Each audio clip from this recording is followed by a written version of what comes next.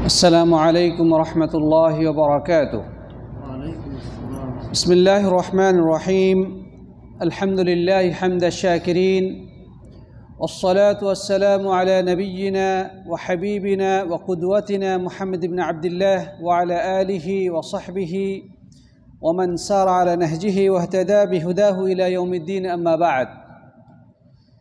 যাবতীয় প্রশংসা ও গুণগান, তারিফ এবং স্তুতি সেই মহান রাজাধিরাজ আল্লাহ সুবহানাহু ওয়া তাআলা নিমিত্তে পেশ করছি, যিনি আজকে আমাদেরকে আল্লাহর ঘর মসজিদে বসে দ্বীনের অত্যন্ত গুরুত্বপূর্ণ একটি বিষয়ে কিছু কথা বলার এবং শোনার সুযোগ করে দিয়েছেন।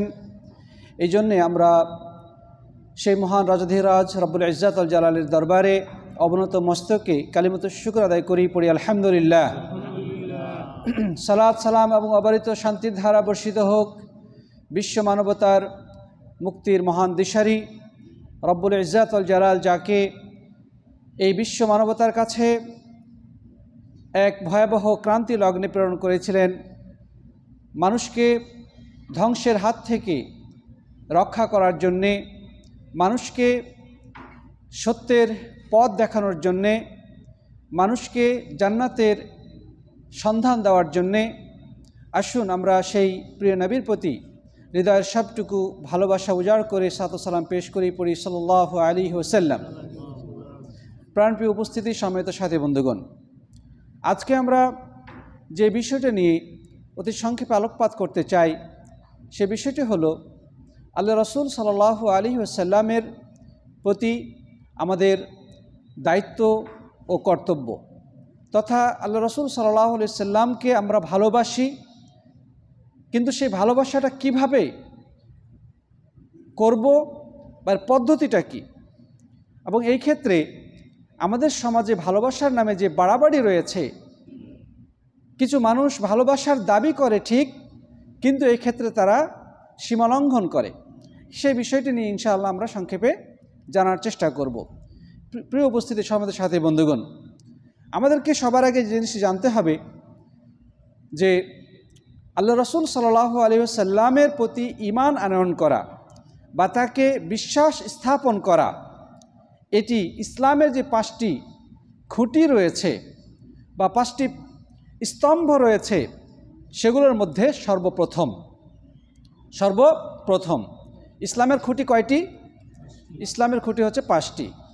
যেমন আব্দুল্লাহ ইবনে উমর রাদিয়াল্লাহু তাআলা আনহুমা থেকে বর্ণিত হয়েছে, রাসূল করিম সাল্লাল্লাহু আলাইহি ওয়াসাল্লাম বলেছেন, বুনিয়াল ইসলামু আলা খামস, ইসলাম 5টি খুঁটির উপরে প্রতিষ্ঠিত। শাহাদাতু আল্লা ইলাহা ইল্লাল্লাহ, এ কথা সাক্ষ্য দেওয়া যে আল্লাহ ছাড়া সত্য কোনো উপাস্য নেই এবং মুহাম্মদ সাল্লাল্লাহু আলাইহি ওয়াসাল্লাম আল্লাহর রাসূল। অর্থাৎ আমাদেরকে অবশ্যই এ কথা সাক্ষ্য দিতে হবে যে আল্লাহ ছাড়া প্রকৃত ইবাদত পাওয়ার হকদার আর কেউ নেই, কোনো বস্তু বা কোনো মানুষ বা অন্য কোনো কিছুই নেই, একমাত্র ইবাদত পাওয়ার হকদার কে? আল্লাহ সুবহানাহু ওয়া তাআলা। পাশাপাশি একথা স্বীকৃতি প্রদান করতে হবে যে মুহাম্মদ সাল্লাল্লাহু আলাইহি ওয়াসাল্লাম আল্লাহর রাসূল। তাহলে আল্লাহ রাসূলের রিসালাতের স্বীকৃতি প্রদান করা, অর্থাৎ রাসূল সাল্লাল্লাহু আলাইহি ওয়াসাল্লামকে রাসূল হিসেবে বিশ্বাস করা, এটি ইসলামের 5টি খুঁটির মধ্যে সর্বপ্রথম। প্রিয় বন্ধুগণ, পাশাপাশি আমরা এও জানি যে ঈমানের যে 6টি স্তম্ভ রয়েছে, সেই ঈমানের 6টি স্তম্ভের মধ্যে নবী রাসূলদেরকে বিশ্বাস করাও কিন্তু একটি অন্যতম স্তম্ভ। ঠিক না ঠিক? শুধু আমাদের নবী নয়, আমাদের নবীর পূর্বে যত নবী রাসূলের আবির্ভাব ঘটেছিল, সমস্ত নবী রাসূলকে বিশ্বাস করতে হবে। আমাদের নবীর আগে কোন নবী ছিলেন? ঈসা আলাইহিস সালাম, এর আগে মূসা আলাইহিস সালাতু ওয়াস সালাম, ইব্রাহিম আলাইহিস সালাতু ওয়াস সালাম, হুদ, নূহ, সালেহ, শুআইব, লূত, হারুন, এভাবে অনেক নবী রাসূলের দুনিয়ার বুকে আগমন করেছিলেন। সমস্ত নবী রাসূলদের প্রতি আমাদের কি করতে হবে? বিশ্বাস স্থাপন করতে হবে। তো সমস্ত নবী রাসূলদের মধ্যে সর্বশেষ নবীকে আমাদের নবী মুহাম্মদ সাল্লাল্লাহু আলাইহি ওয়াসাল্লাম, তার প্রতিও বিশ্বাস স্থাপন করতে হবে। এটি ঈমানের 6টি খুঁটির মধ্যে অন্যতম। অর্থাৎ কোনো ব্যক্তি যদি আল্লাহ সুবহানাহু ওয়া তাআলাকে মাবুদ হিসেবে বিশ্বাস করে কিন্তু রাসূল করিম সাল্লাল্লাহু আলাইহি সাল্লামকে রাসূল হিসেবে স্বীকৃতি প্রদান না করে বা তার প্রতি বিশ্বাস স্থাপন না করে, তাহলে সে কখনোই ঈমানদার বলে দাবি করতে পারবে না। সাথী বন্ধুগণ, সুতরাং আমরা বলবো যে একজন ঈমানদার ব্যক্তির জন্য অপরিহার্য হচ্ছে আল্লাহ রাসূল সাল্লাল্লাহু আলাইহি ওয়াসাল্লামকে রাসূল হিসেবে স্বীকৃতি প্রদান করা এবং তাকে আল্লাহর পক্ষ থেকে প্রেরিত দূত হিসেবে বা আল্লাহর পক্ষ থেকে বার্তাবাহক হিসেবে বিশ্বাস স্থাপন করা, এটি সবার আগে অপরিহার্য বিষয়। প্রিয় বন্ধুগণ, রাসূল আকরাম সাল্লাল্লাহু আলাইহি ওয়াসাল্লামকে আমাদেরকে ভালোবাসতে হবে, আল্লাহ রাসূল সাল্লাল্লাহু আলাইহি ওয়াসাল্লামকে আমাদের ভালোবাসতে হবে। ভালোবাসাটা আমাদের ঈমানের সাথে সম্পর্কিত। অর্থাৎ কোনো ব্যক্তি যদি রাসূলের প্রতি ঈমান আনে, মানে রাসূলকে বিশ্বাস করে, কিন্তু তার প্রতি ভালোবাসা না রাখে, সে কিন্তু ঈমানদার হতে পারবে না। মানে ভালোবাসতে হবে, এটা অপরিহার্য। আমরা আল্লাহকে ভালোবাসি না? আল্লাহকে ভালোবাসা অপরিহার্য, ঠিক একইভাবে আল্লাহ রাসূল সাল্লাল্লাহু আলাইহি সাল্লামকেও ভালোবাসা অপরিহার্য। আল্লাহকে ভালোবাসলে আবশ্যিকভাবে আল্লাহ যা ভালোবাসেন সেটাকেও ভালোবাসতে হবে। মানে আপনি আল্লাহকে ভালোবাসেন, তাহলে এর দাবি কি? এর দাবি হচ্ছে যে আল্লাহ তাআলা যা ভালোবাসেন বা আল্লাহ তাআলা যে জিনিসটাকে ভালোবাসতে বলেছেন সেটাকেও ভালোবাসা, আল্লাহ যা পছন্দ করেন সেটা করা, আল্লাহ যা আদেশ করেছে সেটা বাস্তবায়ন করা, আল্লাহ যা নিষেধ করেছে সেটা দূরে থাকা, এটি হচ্ছে আল্লাহকে ভালোবাসার দাবি। তো আল্লাহ সুবহানাহু ওয়া তাআলা তিনি আমাদের নবীকে ভালোবাসার আদেশ দিয়েছেন। অতএব আল্লাহর ভালোবাসার স্বার্থেই নবী আকরাম সাল্লাল্লাহু আলাইহি সাল্লামকে ভালোবাসা অপরিহার্য। কোনো ব্যক্তি যদি আল্লাহ রাসূল সাল্লাল্লাহু আলাইহি সাল্লামকে ভালো না বাসে, তাহলে সে প্রকৃত ঈমানদার বলে দাবি করতে পারবে না। প্রিয় বন্ধুগণ, দেখেন, কোনো লোক যদি আল্লাহর প্রতি ভালোবাসা রাখে, আল্লাহর প্রতি ঈমান রাখে, কিন্তু রাসূলের ভালোবাসাকে অগ্রাহ্য করে, তাহলে তার ব্যাপারে কত কঠোর হুমকির কথা এসেছে। আল্লাহ সুবহানাহু ওয়া তাআলা সূরা তাওবার 24 নম্বর আয়াতে সুস্পষ্ট ভাষায় বলছেন যে কুল ইন কানা আবাউকুম ওয়া আবনাউকুম ওয়া ইখওয়ানুকুম ওয়া আজওয়াজুকুম ওয়া আশীরাতুকুম ওয়া আমওয়ালুন ইকতারাফতুমুহা ওয়া তিজারাতুন তাখশাউনা কাসাদাহা ওয়া মাসাকিন তারদাউনাহা আহাব্বা ইলাইকুম মিনাল্লাহি ওয়া রাসূলিহি ওয়া জিহাদিন ফি সাবিলিহি ফাতারাব্বাসু হাত্তা ইয়াতিয়াল্লাহু বিআমরিহি আল্লাহু লা ইয়াহদিল কওমাল ফাসিকিন। আল্লাহ তাআলা এই আয়াতে কারিমার মধ্যে বলছেন যে, হে নবী, আপনি মানুষকে বলে দিন যে যদি তোমাদের পিতামাতা, তোমাদের সন্তান সন্ততি, তোমাদের ভাই বেরাদর, তোমাদের সঙ্গী সাথীগণ বা তোমাদের স্ত্রীগণ বা স্ত্রীদের জন্যে স্বামীগণ এবং তোমাদের অন্যান্য জ্ঞাতি গোষ্ঠী এবং তোমাদের সম্পদরাজি যেগুলো তোমরা উপার্জন করেছো, অথবা তোমাদের ব্যবসা বাণিজ্য যেগুলোতে তোমরা লস খাওয়ার আশঙ্কা করো, তারপর বলছে ও মাসাকিনা তারদাউনাহা, এবং তোমাদের বাসস্থান যেগুলোতে তোমরা কি করো, খুব পছন্দ করো, তাহলে তোমাদের পিতা মাতা, সন্তান সন্ততি, তোমাদের জীবনসঙ্গী, তোমাদের অর্থ সম্পদ, তোমাদের ব্যবসা বাণিজ্য, তোমাদের বাসস্থান, ঘরবাড়ি, এগুলোই যদি তোমাদের কাছে আল্লাহ এবং রাসূলের থেকে বেশি প্রিয় হয়, এই জিনিসগুলো যদি আল্লাহ এবং তার রাসূলের থেকে বেশি প্রিয় হয়, তাহলে ফাতারাব্বাসু, তাহলে আল্লাহ তাআলা সতর্ক করে দিচ্ছেন যে তোমরা সতর্ক হয়ে যাও, সাবধান হয়ে যাও, হাত্তা ইয়াতিয়াল্লাহু বিআমরি, আল্লাহর পক্ষ থেকে নির্দেশ আসবে, আল্লাহর পক্ষ থেকে নির্দেশ আসা পর্যন্ত। আর আল্লাহর পক্ষ থেকে নির্দেশ আসার মানেটা হচ্ছে আল্লাহর আযাব আসা পর্যন্ত। আল্লাহর আযাব এসে গ্রাস করবে কেউ যদি আল্লাহ এবং রাসূলের থেকেও দুনিয়াবি এই সমস্ত জিনিসকে অধিক ভালোবাসে। প্রিয় বন্ধুগণ, আল্লাহ তাআলা এরপরে বলছে আল্লাহু লা ইয়াহদিল কওমাল ফাসিকিন, আল্লাহ তাআলা ফাসিক সম্প্রদায়কে সঠিক পথ দেখান না। প্রিয় বন্ধুগণ, তাহলে এই আয়াতে কারিমা থেকে আমাদের কাছে স্পষ্ট হয়ে গেল যে আমাদের দুনিয়াবি, আমাদের পছন্দনীয় যা কিছু আছে, বাবা মাকে আমরা ভালোবাসি না? ভালোবাসি। সন্তানদেরকে আমরা খুব স্নেহ মমতা দিয়ে ভরে রাখি না? রাখি। সম্পদকে আমরা খুব ভালোবাসি, আমাদের ব্যবসা বাণিজ্যকে আমরা ভালোবাসি, আমাদের ঘর বাড়ি সাজানো গুছানো পরিপাটি করে সাজানো ঘর বাড়িকে আমরা ভালোবাসি। এগুলো আমাদের ভালোবাসার স্বাভাবিক, এগুলো আমরা ভালোবাসি, কিন্তু এগুলো ভালোবাসার দোষের নয়, এগুলোকে আমরা ভালোবাসবো, কোনো সমস্যা নেই। কিন্তু যখন আল্লাহ এবং রাসূলের প্রশ্ন আসবে, তখন এই সব কিছু থেকে আল্লাহ এবং রাসূলকে অগ্রাধিকার দিতে হবে, অন্যথায় আল্লাহর আযাব এসে আমাদেরকে কী করবে? গ্রাস করবে। প্রিয় সাথী বন্ধুগণ, রাসূল আকরাম সাল্লাল্লাহু আলাইহি ওয়াসাল্লাম অন্য হাদিসের মধ্যে সুস্পষ্ট ভাষায় বলেছেন যে লা ইউমিনু আহাদুকুম হাত্তা আকুনা আহাব্বা ইলাইহি মিন ওয়ালাদিহি ওয়া ওয়ালিদিহি ওয়ান নাসি আজমাইন, যে কোনো ব্যক্তি ততক্ষণ পর্যন্ত প্রকৃত ঈমানদার হিসেবে দাবি করতে পারবে না যতক্ষণ পর্যন্ত আমি তার কাছে অধিকতর প্রিয় না হই তার সন্তান সন্ততি থেকে, তার বাবা মা থেকে এবং অপরাপর অন্যান্য সকল মানুষ থেকে। মানে বাবা মা, সন্তান সন্ততি এবং অন্যান্য যত মানুষ রয়েছে। অন্য হাদিসে রয়েছে ওয়ান আহলিহি, মানে তার পরিবার থেকেও, তার পরিবার পরিজন, সন্তান সন্ততি, স্ত্রী, বাবা মা সব কিছু থেকে যতক্ষণ পর্যন্ত আল্লাহ রাসূল সাল্লাল্লাহু আলাইহি ওয়াসাল্লাম আমাদের কাছে অধিকতর প্রিয় না হবে ততক্ষণ পর্যন্ত আমরা ঈমানদার হতে পারবো না। উমর ইবনে খাত্তাব রাদিয়াল্লাহু তাআলা আনহু, সেই ঘটনাটা আমরা সবাই জানি। তিনি একদিন রাসূল করিম সাল্লাল্লাহু আলাইহি ওয়াসাল্লামকে বলছেন যে হে রাসূল, আপনাকে আমি খুব ভালোবাসি, আপনাকে আমি আমার বাবা মা, সন্তান সন্ততি, স্ত্রী পরিবার সব কিছু থেকে আপনাকে সবচেয়ে আমি ভালোবাসি, তবে আমার নফসের থেকে বেশি না, মানে আমার আত্মার থেকে বেশি আপনাকে ভালোবাসতে পারি না, আমার দুনিয়ার সব কিছু থেকে আমি বেশি আপনাকে ভালোবাসি। প্রিয় নবী সাল্লাল্লাহু আলাইহি ওয়াসাল্লাম জবাবে কী বললেন? যে এখনও তুমি প্রকৃত ঈমানদার হতে পারোনি হে উমর, এখনও তুমি প্রকৃত ঈমানদার হতে পারোনি হে উমর। এবার উমর কি বললেন? হে আল্লাহর রাসূল, আল্লাহর কসম করে বলছি এখন থেকে আপনি আমার কাছে আমার আত্মার থেকেও প্রিয়, আমার নফসের থেকেও আপনি অধিকতর প্রিয় আমার কাছে। আল্লাহ রাসূল সাল্লাল্লাহু আলাইহি ওয়াসাল্লাম বলছে আল আন ইয়া উমর, হে উমর এখন তুমি প্রকৃত ঈমানদার হতে পারলে। সাথী বন্ধুগণ, তাহলে এই হাদিস থেকে স্পষ্ট হয়ে গেল যে আমাদের আত্মার থেকেও যদি রাসূল আকরাম সাল্লাল্লাহু আলাইহি সাল্লামকে অধিকতর বেশি ভালোবাসতে না পারি তাহলে আমরা প্রকৃত মুমিন হতে পারবো না, প্রকৃত ঈমানদার হতে পারবো না। এখন আত্মার থেকে কিভাবে ভালোবাসব?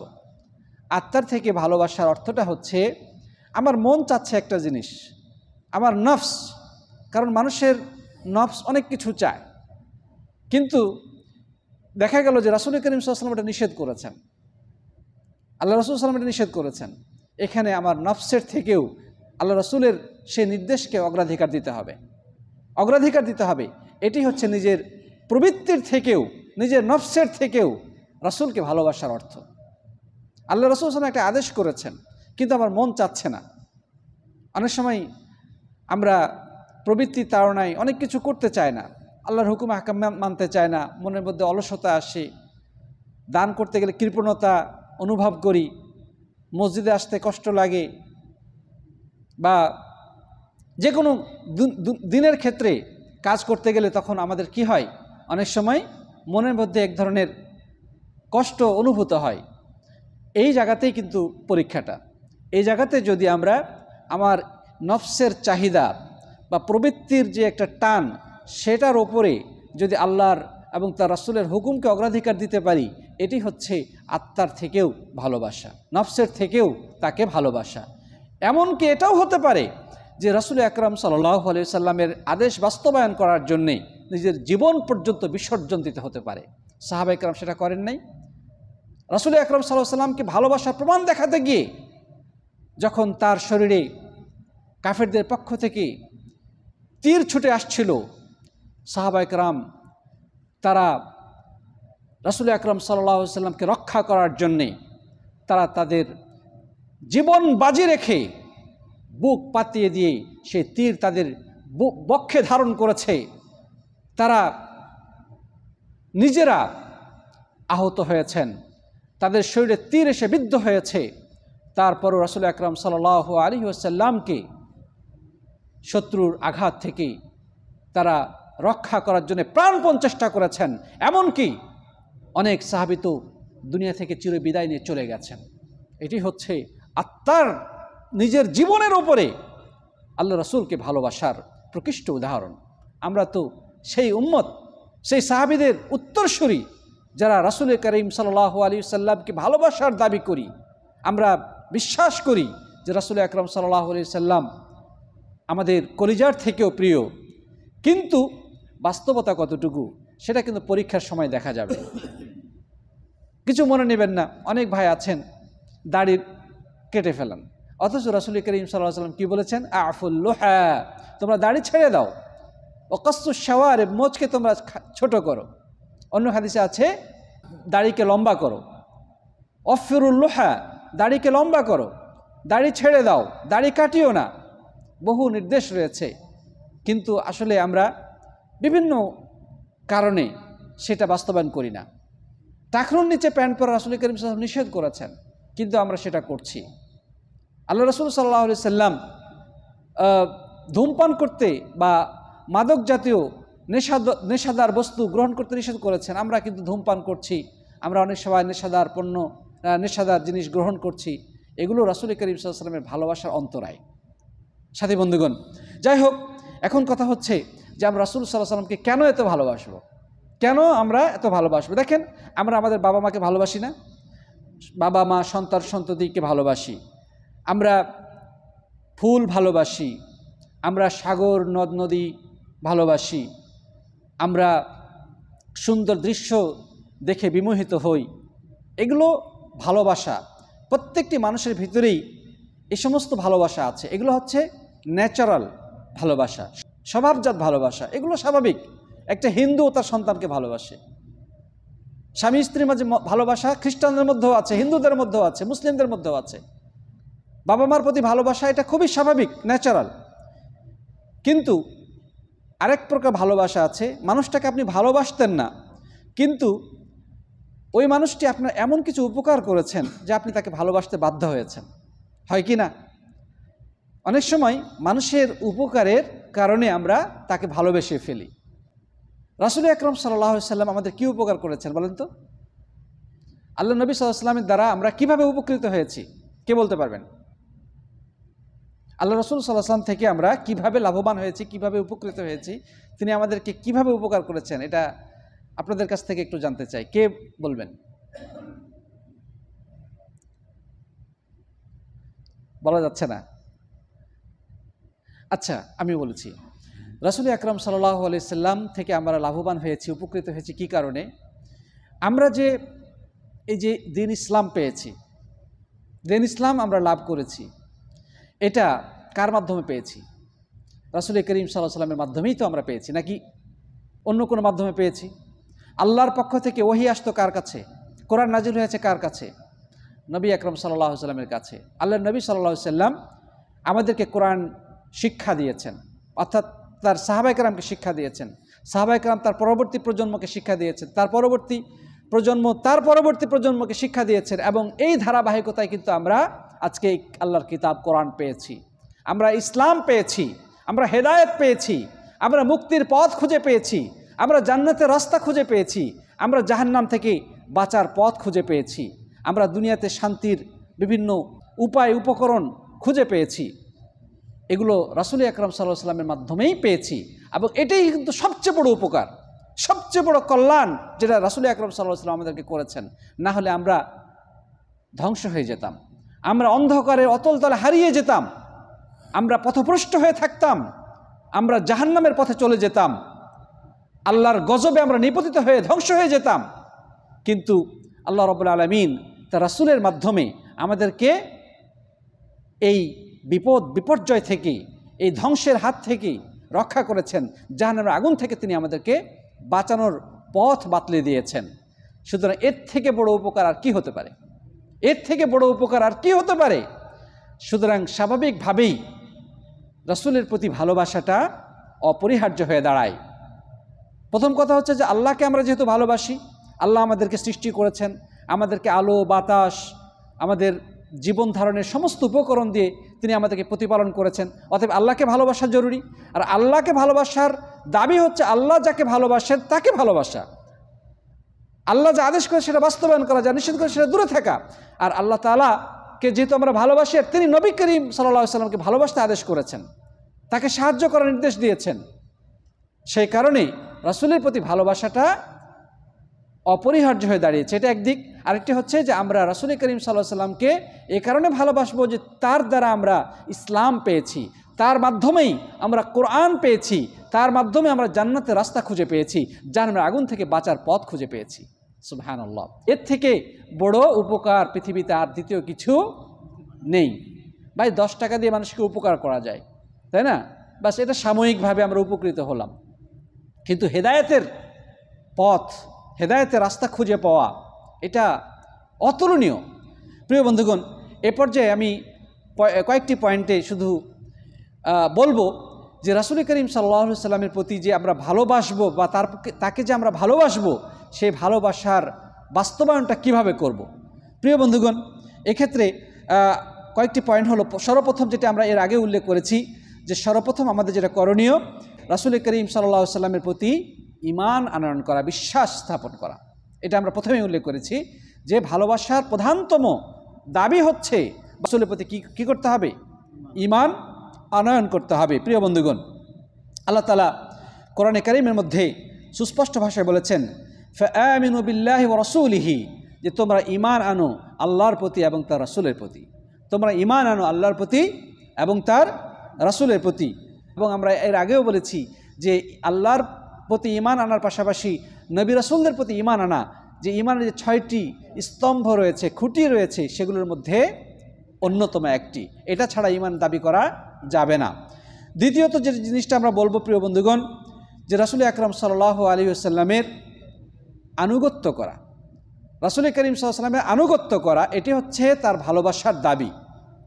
যেমন আল্লাহ তাআলা কোরআনে কারীমের মধ্যে বলেছেন, ইয়া আইয়ুহাল্লাযীনা আমানু আতিউল্লাহ ওয়া রাসূলাহু, হে ঈমানদারগণ তোমরা আনুগত্য করো আল্লাহ এবং তার রাসূলের, ওয়ালা তাওয়াল্লাউ আনহু ওয়া আনতুম তাসমাউন, এবং তোমরা তার নির্দেশ শোনার পরেও পালিয়ে যেও না। তাহলে আল্লাহ এবং তার রাসূলের আনুগত্য করার নির্দেশ দেওয়া হয়েছে এই আয়াতে কারিমার মধ্যে।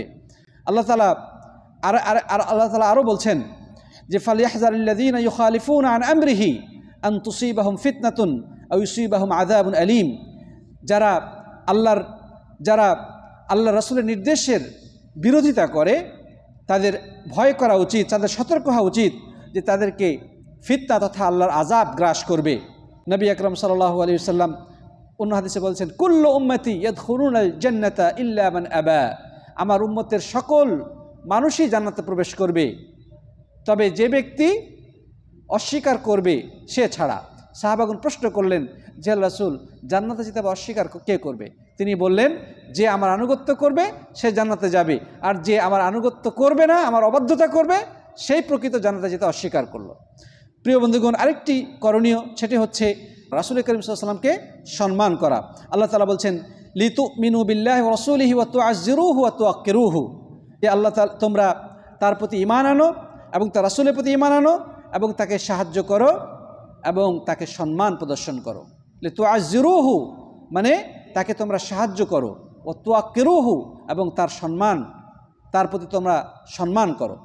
প্রিয় বন্ধুগণ, আরেকটি করণীয় হচ্ছে, আমরা শেষ করে ফেলতেছি সংক্ষেপে, অধিক পরিমাণে রাসূল করিম সাল্লাল্লাহু আলাইহি ওয়াসাল্লামের প্রতি দুরূদ পেশ করা। রাসূল আকরাম সাল্লাল্লাহু আলাইহি ওয়াসাল্লামের প্রতি অধিক পরিমাণে কি করা? দুরূদ পেশ করা। এটিও ভালোবাসার একটি প্রমাণ। যখনই আমরা আল্লাহ রাসূলের নাম শুনব, তখনই সাথে সাথে কি পড়ব? সাল্লাল্লাহু আলাইহি ওয়াসাল্লাম। যখনই যে অবস্থায় থাকি না কেন আমরা সাল্লাল্লাহু আলাইহি ওয়াসাল্লাম পড়তে পারি, কোনো অসুবিধা নেই। এটার জন্য অজু থাকা জরুরি না। অনেকেই ভাবে যে সাল্লাল্লাহু আলাইহি ওয়াসাল্লাম পড়তে বুঝি কি অজু লাগে নাকি? না, অজু থাক অথবা না থাক, শরীর পাক থাক অথবা না পাক থাক, সর্বাবস্থায় আল্লাহ রাসূলের প্রতি দুরূদ পেশ করা যায়। এটার জন্যে পাক পবিত্র থাকা কিনা জরুরি না। হ্যাঁ, নামাজের জন্য পাক পবিত্রতা জরুরি, কিন্তু শুধু দোয়া পড়ার জন্যে বা রাসূলের প্রতি দুরূদ পেশ করার জন্যে পাক পবিত্র থাকা কিনা জরুরি না। আল্লাহ তাআলা বলছেন, ইন্নাল্লাহা ওয়া মালাইকাতাহু ইউসাল্লুনা আলান নবী ইয়া আইয়ুহাল্লাযীনা আমানু সাল্লু আলাইহি ওয়া সাল্লিমু তাসলিমা। আল্লাহ তাআলা বলছেন, নিশ্চয় আল্লাহ এবং ফেরেশতা মণ্ডলী রাসূলের প্রতি সালাত পেশ করেন, হে ঈমানদারগণ তোমরাও তার প্রতি সালাত ও সালাম পেশ করো। তারপরে আল্লাহ রাসূল সাল্লাল্লাহু আলাইহি ওয়াসাল্লাম এর ফায়দা বর্ণনা করতে গিয়ে বলেছেন যে কেউ যদি রাসূলের প্রতি একবার দুরূদ পেশ করে তার মর্যাদা কি? মান সাল্লা আলাইয়া ওয়াহিদাতান সাল্লাল্লাহু আলাইহি বিহা আশরা, কেউ যদি আমার প্রতি একবার সালাত পেশ করে আল্লাহ তাআলা তার প্রতি 10টি রহমত বর্ষণ করেন। কয়টি? 10টি রহমত বর্ষণ করেন। তাহলে আল্লাহর অনুগ্রহ, আল্লাহর রহমত দ্বারা আমরা যদি সিক্ত হতে চাই, আমাদের উচিত বেশি পরিমাণে রাসূল করিম সাল্লাল্লাহু আলাইহি ওয়াসাল্লাম প্রতি কী করা? দুরূদ পেশ করা। আপনি গাড়িতে কোথাও যাচ্ছেন, বসে বসে দুরূদ পেশ করেন, আল্লাহুম্মা সাল্লি আলা মুহাম্মাদ ওয়া আলা আলি মুহাম্মাদিন কামা সাল্লাইতা আলা ইব্রাহিম ওয়া আলা আলি ইব্রাহিম ইন্নাকা হামিদুম মাজিদ। আপনি কারোর জন্য অপেক্ষা করছেন, বসে বসে দুরূদ পেশ করেন, আল্লাহ রাসূলের প্রতি দুরূদ পাঠ করেন। আল্লাহর পক্ষ থেকে রহমত দ্বারা আপনি সিক্ত হয়ে যাবেন, আপনার জীবন পরিবর্তিত হয়ে যাবে, আপনার সমস্ত দুঃখ, দুর্দশা, দুশ্চিন্তা সব দূর হয়ে যাবে। এক হাদিসে রয়েছে যে দুরূদ পেশ করা এটি মানুষের দুশ্চিন্তা দূর হওয়ার অন্যতম একটি মাধ্যম, যে যত বেশি দুরূদ পেশ করবে তার দুশ্চিন্তা তত কী হয়ে যাবে? দূর হয়ে যাবে। আমরা যখন মসজিদে প্রবেশ করব তখন দুরূদ পেশ করব, আমরা যখন মসজিদ থেকে বের হব তখন দুরূদ পেশ করব। আমরা এর আগে আলোচনা করেছিলাম যে মসজিদে ঢোকার সময় কি পড়তে হয়? বিসমিল্লাহ ওয়াসসালাতু ওয়াসসালামু আলা রাসূলিল্লাহ আল্লাহুম্মা ইফতাহ লি আবওয়াবা রাহমাতিক। আবার মসজিদ থেকে বের হওয়ার সময় দুরূদ পেশ করতে হয় কিভাবে?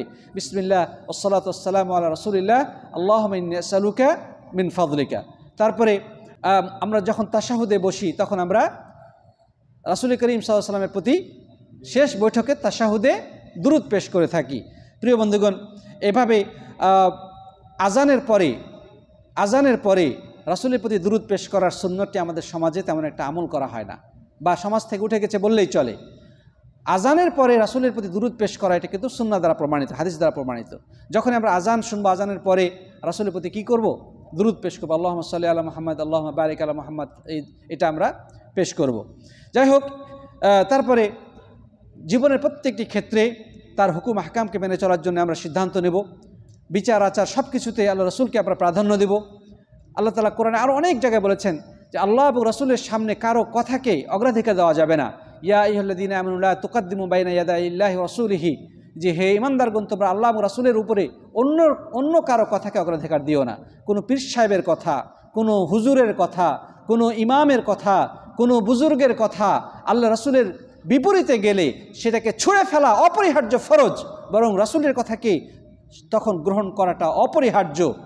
কেউ যদি রাসূলের হাদিস জানার পরে বলে যে না, এটা তো আমাদের মাযহাবে নাই, এটা তো আমার পীর সাহেবে বলে নাই, অথবা আমাদের হুজুররা তো এটা বলে না, আমাদের এলাকাতে এটা নাই, এই সমস্ত কথার কোনো ভ্যালু নেই, এটা নিষিদ্ধ। কেউ যদি এটা করে তাহলে তার আমল বরবাদ হয়ে যাওয়ার সম্ভাবনা রয়েছে, আমল বরবাদ হয়ে যাওয়ার সম্ভাবনা রয়েছে। কেউ যদি আল্লাহ রাসূলের উপরে অন্য কারো বক্তব্যকে, অন্য কারো মতামতকে, অন্য কারো ফতোয়াকে, অন্য কারো কথাকে অগ্রাধিকার দেয়, তাহলে তার আমল বরবাদ হয়ে যাওয়ার কি রয়েছে? সম্ভাবনা রয়েছে। প্রিয় বন্ধুগণ, কথা আর লম্বা করতে চাই না, আসুন আমরা রাসূল করিম সাল্লাল্লাহু আলাইহি ওয়াসাল্লামের এই জন্মের মাসে পৌঁছেছি। এটি হচ্ছে রাসূল করিম সাল্লাল্লাহু আলাইহি ওয়াসাল্লামের জন্মের মাস রবিউল আউয়াল। এই মাস উপলক্ষে আমাদের সমাজে রাসূলের ভালোবাসার নামে বাড়াবাড়ি চলে। এক শ্রেণী মানুষ রাসূলের ভালোবাসার নামে ঈদে মিলাদুন্নবী উদযাপন করে। তারা এটাকে নাম দিয়েছে সকল ঈদের শ্রেষ্ঠ ঈদ। তারা এই উপলক্ষে ঘটা করে ঈদে মিলাদ উদযাপন করে। তারপরে বিভিন্ন সময় তারা মিলাদ মাহফিল করে, তারপরে এই উপলক্ষে জাশনে জুলুস করে, ইত্যাদি অনেক কিছু করে। আসলে শরীয়তে এগুলোর কোনো ভিত্তি নেই। রাসূল করিম সাল্লাল্লাহু আলাইহি ওয়াসাল্লামের সাহাবায়ে কেরাম তারা যেভাবে ভালোবেসেছেন, সেই ভালোবাসার আলোকে আমাদেরকে ভালোবাসতে হবে। তাদের থেকে বাড়িয়ে কোনো ভালোবাসার সুযোগ নেই। তারা কখনোই মিলাদ নামক কোনো কিছু করেন নাই। সাহাবায়ে কেরাম কোনোদিনই ঈদে মিলাদুন্নবী কী জিনিস তারা জানতেনও না। তারা মিলাদ মাহফিল কী জিনিস তারা কোনোদিন শোনেনও নাই। সাহাবায়ে কেরাম করেন নাই, তাবেঈনগণ করেন নাই। ইমাম আবু হানিফা যে মাযহাবের অনুসরণের দাবি আমরা করি, তিনি কখনো মিলাদ করেন নাই। ইমাম শাফিঈ করেন নাই, ইমাম মালিক, ইমাম আহমদ বিন হাম্বল, বুখারী, মুসলিম, ইবনে কাসির, যুগে যুগে কোনো মুহাদ্দিসিন ইকরাম, মুফাসসিরিন ইকরাম কেউ করেন নাই। এটা পরবর্তী যুগে ৩০০ শতকের পরে এই তথাকথিত মিলাদ নামক বেদাতের আবিষ্কার হয়েছে। সুতরাং শরীয়তে এই মিলাদ অবশ্যই প্রত্যাখ্যাত, কারণ নবী সাল্লাল্লাহু আলাইহি ওয়াসাল্লাম বলেছেন, মান আমিলা আমালান লাইসা আলাইহি আমরুনা ফাহুয়া রাদ্দুন, যে ব্যক্তি এমন আমল করলো যে ব্যাপারে আমার নির্দেশ নেই, সেটা প্রত্যাখ্যাত। সুতরাং আপনি রাসূলের ভালোবাসা দাবি করেন, কিন্তু রাসূল যা করেননি সেটা যখন আপনি করবেন, তখন প্রকৃতপক্ষে আপনি রাসূলকে আরও কষ্ট দিলেন। আল্লাহ রাসূল যেটা করতে বলেননি সেটা যদি আপনি আগ বাড়িয়ে করতে যান, তাহলে রাসূলের ভালোবাসার নামে আপনি ভণ্ডামি করলেন। এটা রাসূলের ভালোবাসা নয়, বরং রাসূলকে কষ্ট দেওয়ার নামান্তর। কারণ আল্লাহ রসুল যা আদেশ করেছে সেটা করতে আমাদেরকে আদেশ করা হয়েছে। আল্লাহ বলছেন মা আতাকুমুর রাসূল ফাখুযু ওয়া মা নাহাকুম আনহু ফান্তাহু। মা আতাকুমুর রাসূল, তোমাদের রাসূল তোমাদেরকে যে নির্দেশ দিয়েছেন সেটা গ্রহণ করো, ওয়া মা নাহাকুম আনহু ফান্তাহু, এবং যা নিষেধ করেছে সেটা থেকে দূরে থাকো। তাহলে তিনি আমাদেরকে মিলাদ করার কি নির্দেশ দিয়েছেন? তিনি নিজের জিন্দেগিতে কখনোই করেন নাই, সাহাবায়ে কেরাম করেন নাই, তাবেঈনগণ করেন নাই, যুগে যুগে আইম্মায়ে মুজতাহিদিন করেন নাই, বড় বড় মুফাসসিরিন ওলামা হযরত করেন নাই। 300 শতকের পরে রাষ্ট্রীয়ভাবে রাজনৈতিক উদ্দেশ্যে মূলত মিলাদ উৎপত্তি ঘটে। ইনশাআল্লাহ মিলাদ নিয়ে যদি আমরা পরবর্তীতে কথা বলি তখন সে সম্পর্কে ইনশাআল্লাহ বিস্তারিত আলোচনা করব।